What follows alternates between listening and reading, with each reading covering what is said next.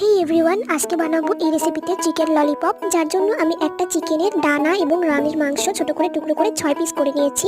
এখন ম্যারিনেশনের জন্য দিচ্ছি 1 টেবিলস্পুন আদা রসুন বাটা, হাফ টিস্পুন গোলমরিচ গুঁড়ো, হাফ টিস্পুন লাল মরিচের গুঁড়ো, হাফ টিস্পুনের চেয়েও কম গরম মশলা গুঁড়ো আর 1 টিস্পুন সয়া সস দিয়ে দিলাম। স্বাদ মতন লবণ দিয়ে ভালো করে মেখে এটাকে ম্যারিনেট হতে রেখে দিতে হবে আধা ঘন্টার জন্য। ম্যারিনেট হয়ে গেলে এর মধ্যে 1 টেবিলস্পুন কর্নফ্লাওয়ার আর 2 টেবিলস্পুন ময়দা দিয়ে ভালো করে মেখে নিতে হবে। আমি চিকেনটা ড্রাই করে নিয়েছিলাম, যার জন্য শুকনো শুকনো দেখাচ্ছে, চাইলে একটু পানি মেশানো যায়। হালকা আঁচে তেল গরম করে আঁচ কম রেখে এটাকে আস্তে সময় নিয়ে ভেজে নিতে হবে। খুব সাবধানে আর হালকা হাতে উল্টে নিতে হবে যাতে কোটিংটা খুলে না যায়। দু সাইড ভালো করে লাল হয়ে গেলে একটা কাঁটা চামচ দিয়ে চেক করে নেবো এটা সেদ্ধ হয়েছে নাকি। এরপর চিকেনের তেল ঝরিয়ে এটাকে একটা টিস্যুওয়ালা বাটিতে রেখে দেবো। তেল কড়াইয়ের তেলটা তুলে রেখে এর মধ্যে সামান্য রসুন কুচি আর তেল দিয়ে এটাকে ভেজে লালচে করে নেব।